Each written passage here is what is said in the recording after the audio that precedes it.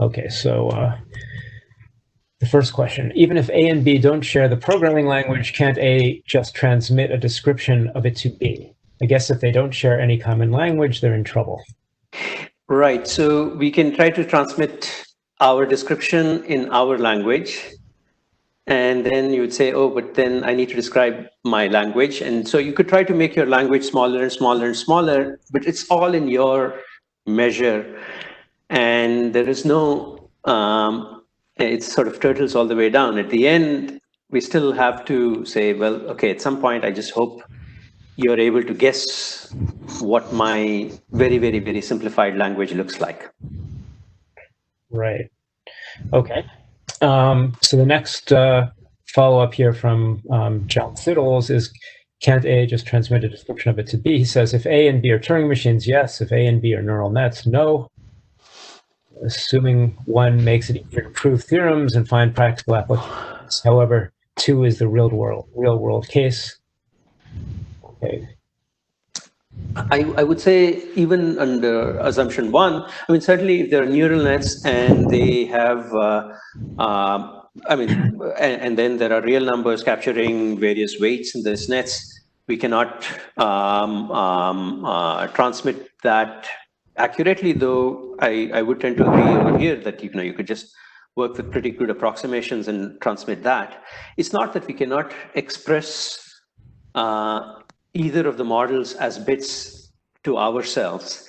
It is just that we don't know how to agree on a common way of representing a Turing machine. For instance, Turing machines can be represented as a sequence of bits if you have a universal Turing machine in mind. But then I have there are infinitely many universal Turing machines, and I like one of them. You like one of the others. How do we go around trying to come down to a common mode of describing things so that our, we can synchronize? So even 1 is not easy, and 2 may be even harder. Okay. Okay, and then actually a question from me. So in the model where you're sending the expected result of running the given function, doesn't the sender somehow have to send the fact that that's what he or she is sending, the expected result? In your model, you described a case where the sender not only would send the function or the Turing machine, but the expected result of running the function. Right. So I think that's a great point. So I think in reality, that's roughly how we tend to clarify what we are saying to others. So imagine teaching a course in mathematics to a sophomore, and you start explaining a theorem to them, but the symbols on the theorem don't make any sense to them. You start giving them some examples till such point where, so this is like saying, I'm describing an algorithm, the theorem is analogous to the algorithm. The examples are input-output functionality of this algorithm. And assuming at some point, the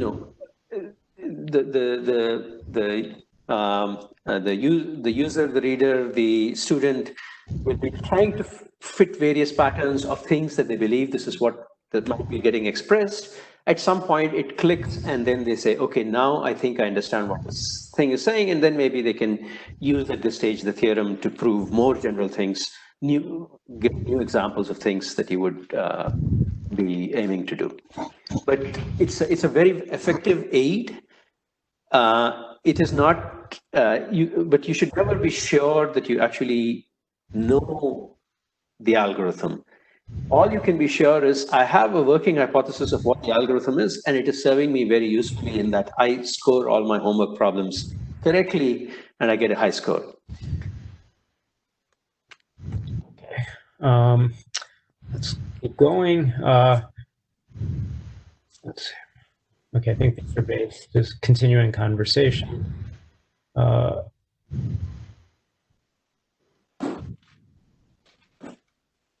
What is the connection of this to universal compression and information theory, like Lempel-Ziv? Good. David, maybe correct me if I'm wrong, but you were probably speaking about the compression part of the talk. Is that right, when you're describing this, or? Yeah, I was listening to the compression part when you talk about the mismatch.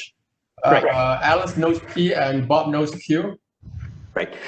So yeah, I want to stress that in universal compression is a model where Alice knows P and Bob knows nothing. But we don't do single shot compression in that setting. We usually talk about an infinite sequence of examples drawn from this distribution.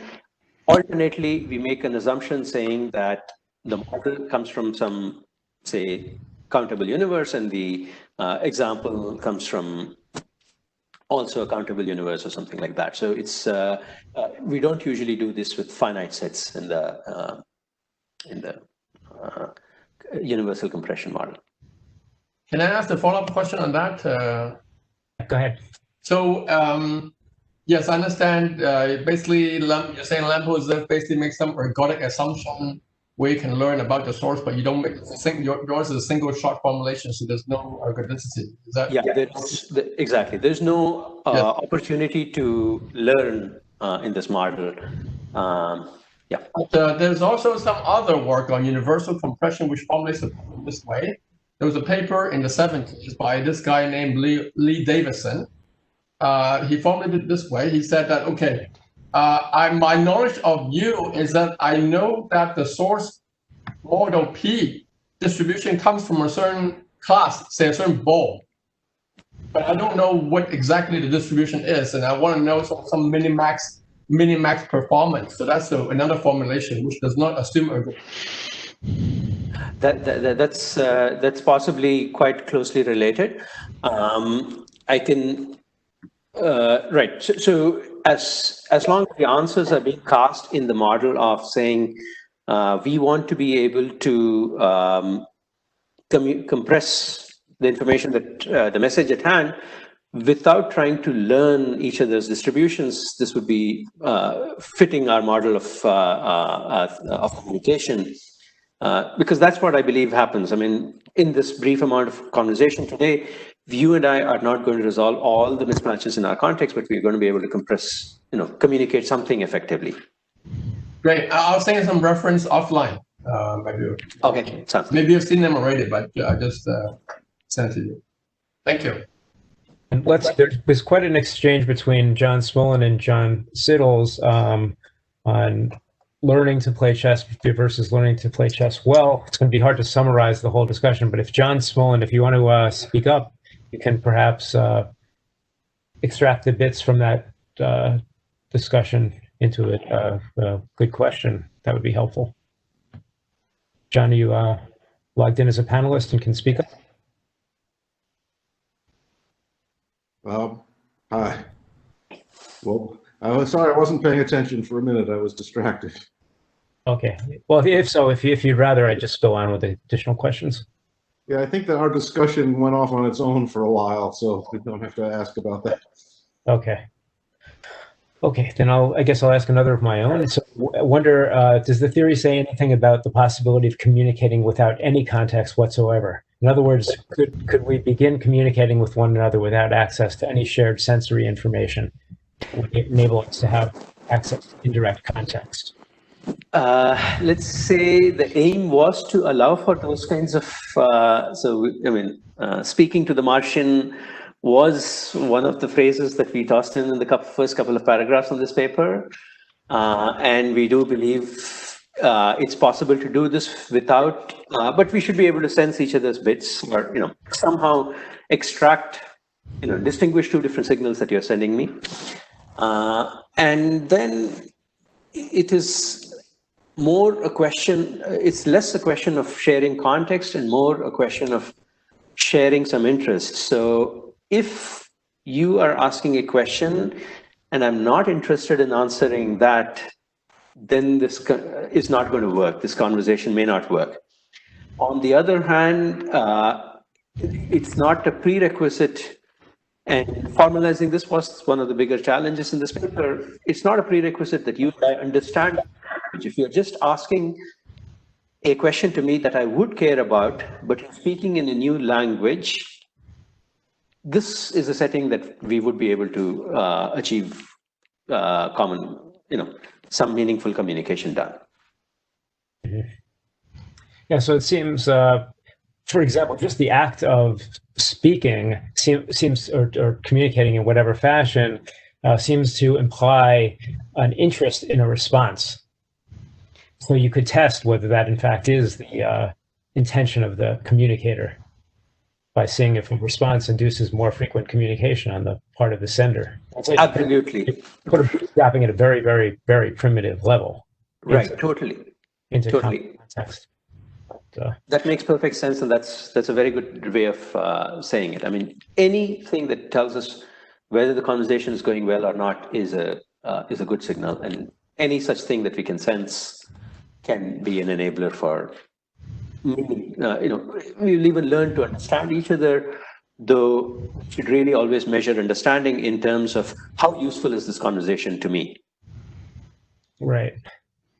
Okay, so I think there's one or two last ones. Okay, from Wojtek Spankowski, relating to your first compression result, I'm missing something since in universal compression, we know that if P and Q are coming from the same class of distributions, we can compress up to entropy plus redundancy, which we know that we can estimate quite precisely. So again, the same answer to this as the exchange with David Sill. We are doing single shot compression. This is not, so we are doing single shot compression, arbitrary distribution. So really think of P and Q as distributions on some finite set, 0, 1 to the n. And they're just arbitrary distributions, just 2 to the n real numbers adding up to 1. Positive, non-negative real numbers adding to 1. Okay. Let's see. Okay, so how would you distinguish common context from abstraction, e.g. going from ZFC proof to high school math? Now, I mean, I don't actually, this is a great question. I have no idea. It's not, I mean, the Leighton Meyer book talks about a very important phenomenon, which is that we are compressing we are setting aside some axioms and putting it in the context. Abstraction is a different thing, which I don't know how to capture completely mathematically, but it is very important. Abstraction to me is maybe some form of language that we are establishing, and that's also part of the common context. It's also the case that we compress theorems unboundedly. I mean, if I tell you the following theorem, it's not very profound. If the shortest path from A to B passes through C, then the path that we got from C to B was the shortest path from C to B. Okay? That's a theorem that pretty much all of you can understand, write down a proof of, and so on. But do you understand? I mean, can you write that, what are the axioms that you're relying on? We've compressed the theorem statement here. By the time you write down what was the theorem really saying, it will be an immense piece of text. And the proof, which will be immense, and it's an obvious statement. I can even, explain it to a 10-year-old and expect them to just say, yeah, obviously that's true. So there's a lot of compression that goes on in mathematical writing, and it would be great to be able to talk about it, but I really don't, this was an open direction, something that's challenging me, but yeah. Okay. All right. Good answer. Good question there, Rahel. And let's see, another one from Mayor Federer. Madhu, indeed, universal compression may be the answer to the problem of unknown distribution. Alice knows that Q is within some radius delta of P and can design a universal coder for this class, maybe twice the radius, so that Bob will also know the class, i.e. that P is within delta of Q. Okay, so that just seems like not a question. So let me go on. Okay, let me stress again, the solution that you're describing, Meyer, would be something that will allow more or less, at least, so if Alice is communicating to Bob, Bob will eventually find out what P is. That's if Bob does not find out what P is, universal coding wouldn't work. And in my kinds of settings, I'm thinking of Alice and Bob differing in their distribution. If you want to say how much captures the distinction, that's like 2 to the n bits. N bits is trivial of amount of communication. Alice can just ignore the distribution and send it. And we want to do it with much, much less than 2 to the n or n bits. All right. Okay.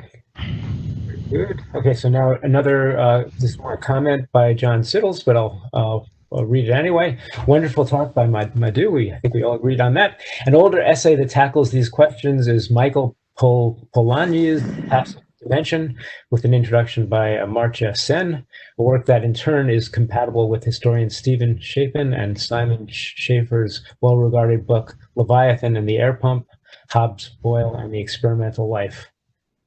All these works and Madhusudan's talk, too, focus on that aspect of early Enlightenment discourse that in the 17th century was called discernment.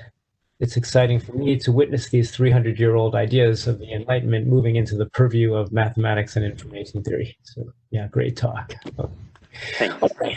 And then, let's see, the last one from Pui Wu. This sounds a bit like fountain codes, where a long message is divided into smaller message packets.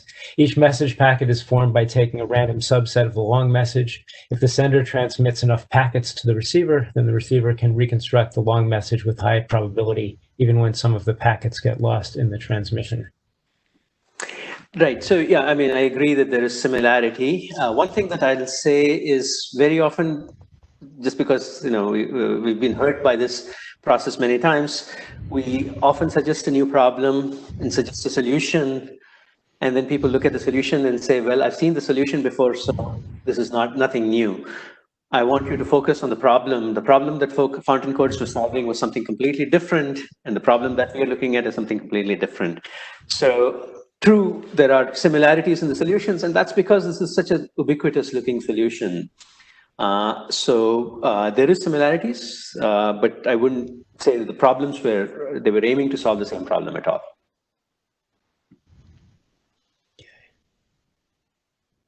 Okay. Well, thanks very much for all those answers, Madhu. Okay, so now I'm going to go back to older questions. Let's see, from Rupi. Okay, so I guess there's a question to my introductory talk. Question: Fagan's theorem shows the complexity class NP is precisely existential second-order logic, but so far there is no logic that precisely captures the complexity class P.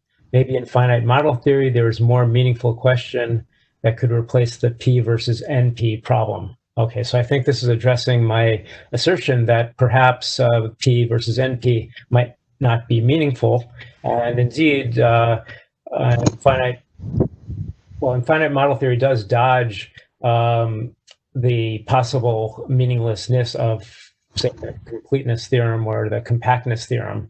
In fact, there's no such analogs in finite model theory. But yes, okay, so this is actually a good point now that I'm thinking more about the question. So the P versus NP problem, when translated into the language of descriptive complexity, is a question about language rather than asymptotics that could run into trouble, especially if you assume that or you accept that there's a largest definable natural number, so that the asymptotics run into difficulties. So that's a good point. Yeah, so perhaps a way around the P versus NP problem is to completely look at the question from a descriptive complexity point of view. Okay, then let's see, Ken Clarkson. I have the impression that non-standard analysis gives a rigorous way to define the use, for example, of infinitesimals. Is there any relation of that work to the intuitionistic approach? Okay, so that probably is a question for Nicolas Jussin. Nicolas, are you on? Yes, I'm on. Well, I think this kind of, okay, I'm not sure I understand the question completely, but the non-standard analysis with infinitesimals is kind of going the opposite direction from intuitionists. At least that's my understanding of that. The non-standard analysis is really going the opposite direction. You add even more fine-grained things. Yeah. Well, oh, sorry. No, go ahead, Ken. You add the ability to talk about them in a way that is finitary, reasonable, etc. Instead of replacing kind of limiting processes that go on possibly forever. You just talk about infinitesimals. So in that sense, you're replacing kind of things that look infinite with something finite. Yeah, I mean, I think that's a interesting point. Although I should say that non-standard analysis and the existence of infinitesimals comes about by looking at mathematics from an axiomatic point of view, and it gives an, for example, for real closed fields, I think it is that you come up with the second-order theory of arithmetic. You come up with an equal, consistent notion of reals with infinitesimals. And so you have to accept the axiomatic formulation of mathematics. Axiom of choice, I believe. Oh, the axiom of choice. I don't know if it requires the axiom of choice. But yeah, intuitionists, especially Brouwer, was not a fan of the axiomatic development of mathematics. But anyway, okay, but it's an interesting thought, I think, that infinitesimals do sort of give you this end run around the need to express numbers to arbitrary precision. Yeah, but you lose all this concept of time and creative information being produced. You avoid needing to think about it. It would be another way to put it. Depends what is the goal. If the goal, sure, yeah. You want to keep it. Okay, thank you. Okay, so I think I'm going to now stop sharing the Slack. Oh, so if I do it. And instead,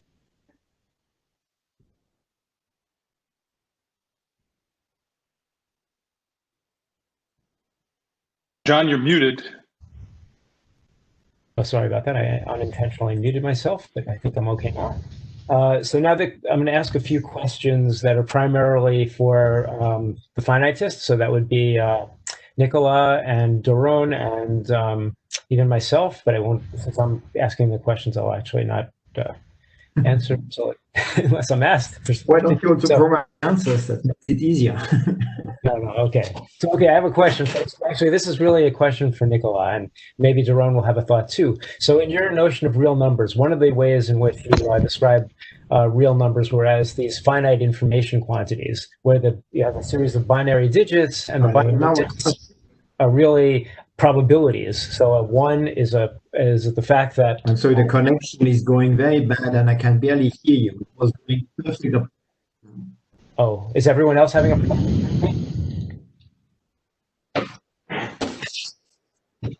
Can others hear, or is it just Nicola? I can hear you, John, well. Okay. Maybe you put your phone on mute? It's okay, I'll try to put others on. Here. Okay.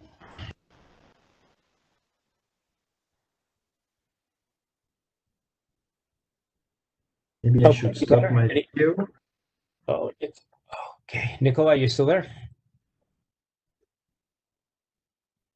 Yeah, I'm here, but I mean, I couldn't hear anything. I mean, I don't know why. Suddenly the sound went down. Okay, can you hear now? If not, if you can't hear, I can actually put the question on the screen. No, now I can hear you again. Maybe I have to.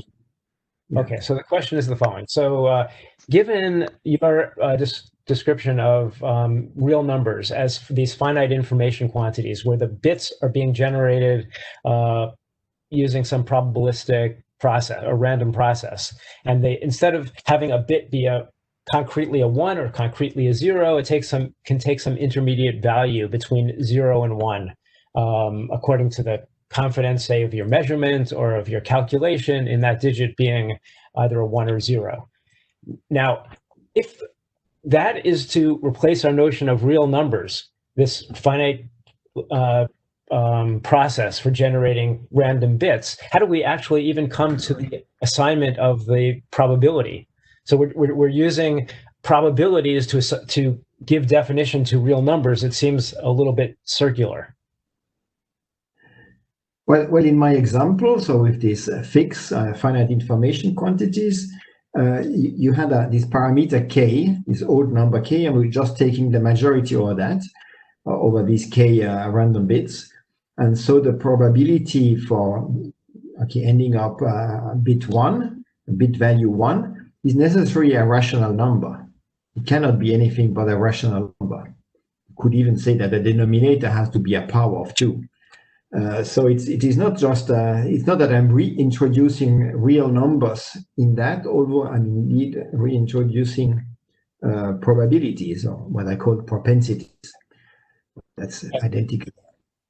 Okay, so you assume then that these probabilities are constrained to be constructible numbers in your, I think, in the way you talk about this, right? So they can't be arbitrary real numbers. They have to be, in order for this not to be a circular definition, they have to be rational or in some other way computable.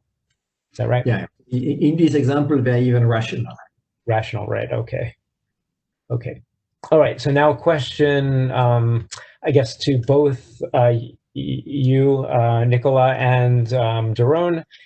So what do you think of the problem of the P equal NP question? Is it more likely to be a meaningful problem or an unmeaningful problem? And do we have any chance of resolving? Well, and how should we go about deciding whether it's meaningful or not meaningful? Well, okay, I'm not really a specialist on that question, but it is certainly not of any practical relevance. But that's a triviality what I'm saying here. So probably Duran is going to say that. Okay, let him answer that. But it's to me to be quite an academic question. Okay. Well, I think, well, in fact, I mean, especially if P equal NP could have very significant consequences, as long as the constants of the, I suppose every complete problem is polynomial. But if P equal NP, then you would have a lot of existence proof, but non-constructive. Well, I mean, you could find an algorithm for all these NP complete problems that would. Yeah, but even if okay, whatever, if you find an algorithm, you don't need to know whether P is equal to NP. You have the algorithm, so that's good enough. Mm-hmm. And if you don't have the algorithm, but let's suppose you know that P is equal to NP, then you would know that there exists an algorithm, but you would still not have it. Mm-hmm. It's non-constructive. Right. Yeah. So a non-constructive proof of P equal NP obviously would not be a practically useful, at least perhaps meaningful in some sense, but not a useful result. Okay. Let's see. Daron, are you still there?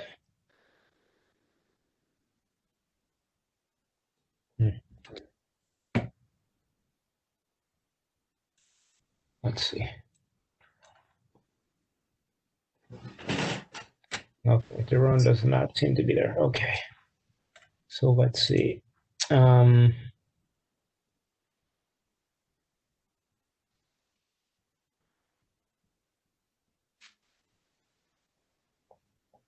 I guess I had a number of questions for him, but since he's not here, I think what we're going to do is then maybe take a take a bit of break before the next talk, which is slated to start at 2:15. Let me see if there are any additional questions that have come in over the Slack channel.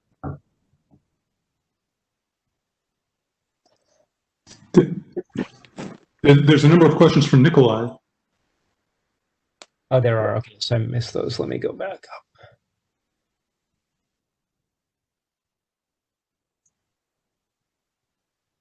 Let's see.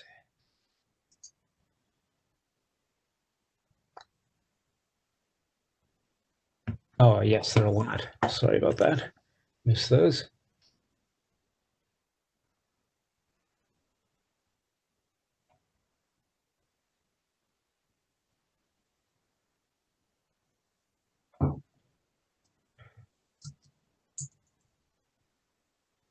Actually, there's a question here from you, Ken, or two questions. The use of indeterminate on slide 3 seems to be equivalent to unknown right now.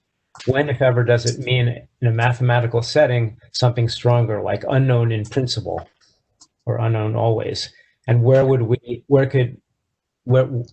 we could say, for example, N3 is indeterminate in the stronger sense. Some examples, yeah. Understand that question, Nicole? Yeah, I guess that's a question for me. I would yeah, well, there's a big difference, a deep difference between indeterminate and unknown. You know, there are many things that I don't know, but are fully determinate. So just being ignorant is not really interesting. It's actually a mistake that also happens all the time. For instance, talk uncertainty principle, which has nothing to do with being certain. So it should also be named the indeterminacy principle. You know, one has being known has to do with epistemology, while indeterminate is with ontologically indeterminate. When I say that the weather in 2 years' time is indeterminate, no one knows it, but the assumption here is that you can do physics. I mean, that's the claim, is that you can do physics without assuming that the weather in 2 years' time is already determined, although unknown. You could really also assume that the weather in 2 years' time is fundamentally undetermined. That seemed to be the implication of your slide 3, was that if eventually Goldbach's conjecture is either proven or disproven, then N3 becomes 0 or 1, but a student could answer, oh, that's indeterminate. So in what sense is that indeterminate different from just being unknown? Because it is not sure that someone will ever prove or disprove that theorem, conjecture. So it could remain undetermined forever. And certainly because there is no finite algorithm that is going to tell us the value of this N3, contrary to N2. N3 should really be considered as undetermined. It's not just a matter of computing long enough. Whatever finite time, you will not get it, except if you have a bright idea or something like that. So this is really the view Brouwer and other intuitionists started all this business. But indeed, this implies this mathematical or this idealized mathematicians that proves theorems and produces new information by proving theorems. And I think the way I try to present it is maybe more friendly to physics, where I just assume that nature has this power to produce randomness. So it is no longer human centric. Wouldn't a proof of the conjecture by computer be a finite means for pinning down the answer? Yeah. Oh, it would be The N2 that was, between 4 and 10 to the 100, I think, a huge number, but a finite number. It can be done on a computer in a finite time, a very long time, but it's a finite time. But I mean, a mathematical proof of computer you cannot just without checking every single case. You cannot check every single case. So you need to have a clever proof. Maybe there is a clever proof of that, or clever disproof of that conjecture. But and maybe we'll never find any. Isn't it a finite search to find such a clever proof if it exists? I don't think it's a finite, no, because you would have to, for all the theorems of arithmetics, but there are infinitely many. There are countably many, but it's still infinitely many, so you cannot go for all of them. Ah, I see. Yeah, we wouldn't have countable, no but it answer. is infinite. Yeah, you wouldn't have That's no answer in a finite amount of time. And moreover, I mean, because at some point, there's not even enough atoms in the universe to do a calculation, beyond a certain point. It may be unknowable. Well, it's hard to distinguish in this case between unknowable in principle and unknowable in practice. because the physical reality of the universe presents a constraint that we can't get around. So just throwing the question back at you, Ken, is this really a indeterminate in principle or in the Strong's or in practice?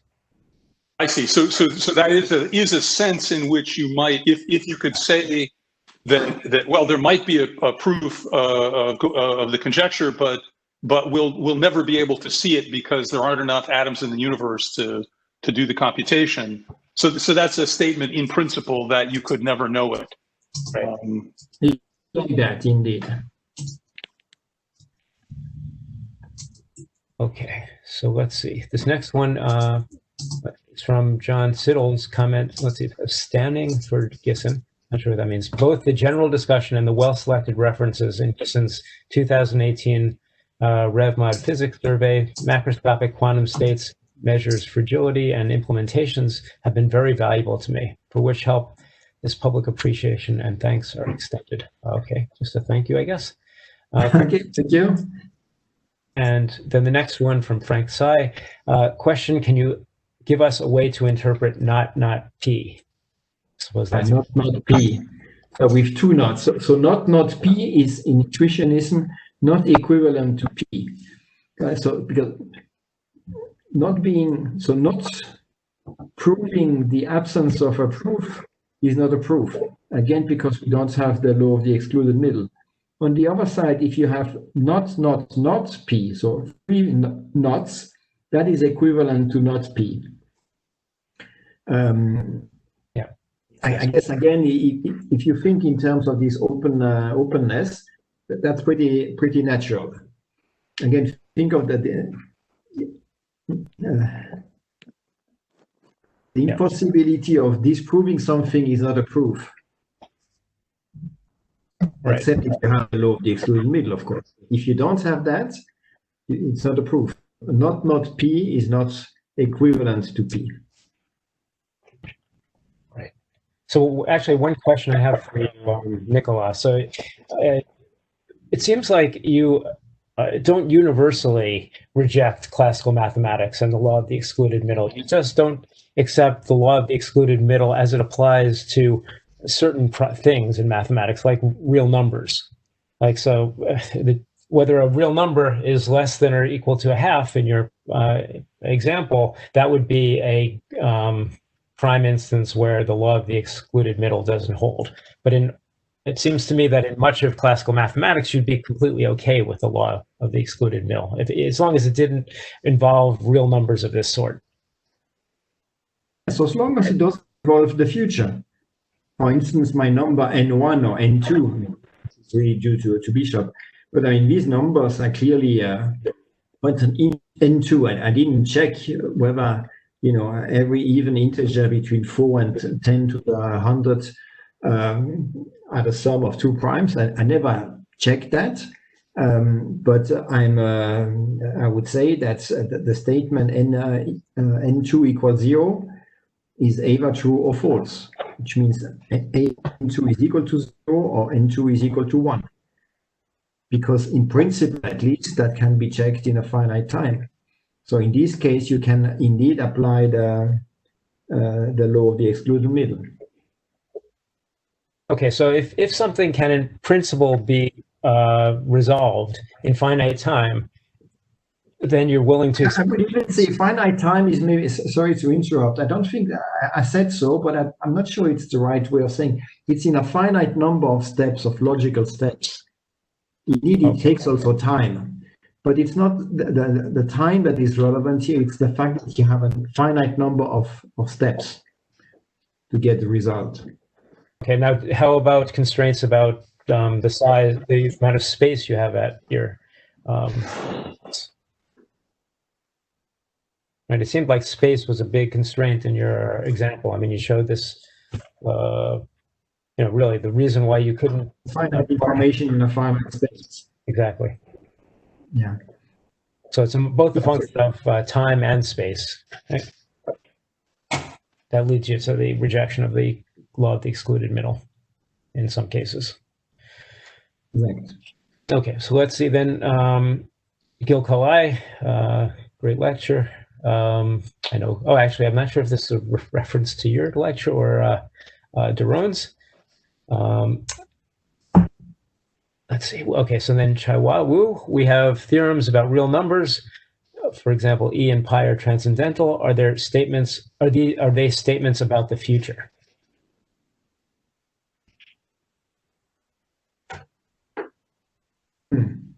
Okay.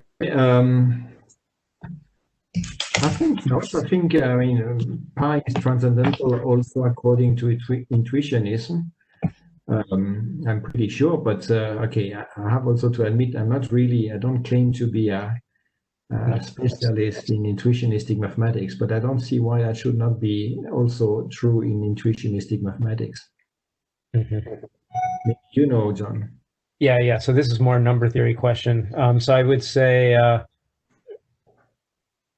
well, I'm so conversant on the physical interpretation of intuitionism, but whether E and pi remain, whether there is a notion of transcendental for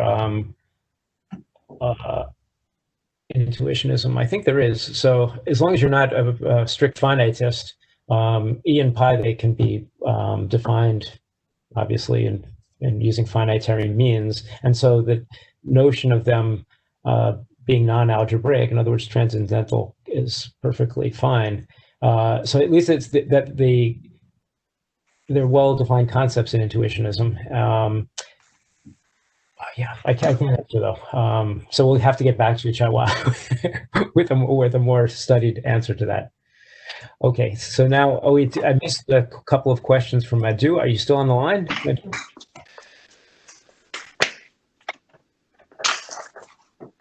Okay, you don't. So I think that we'll have to point Madhu to Gil's question. Is the notion of common knowledge and related studies of knowledge in CS relevant to your theory? Oh, no. Now a question for, Daron's not on though. What is the state of the art in terms of computers doing mathematics? And what would you consider as major past and future landmines or landmarks? Okay.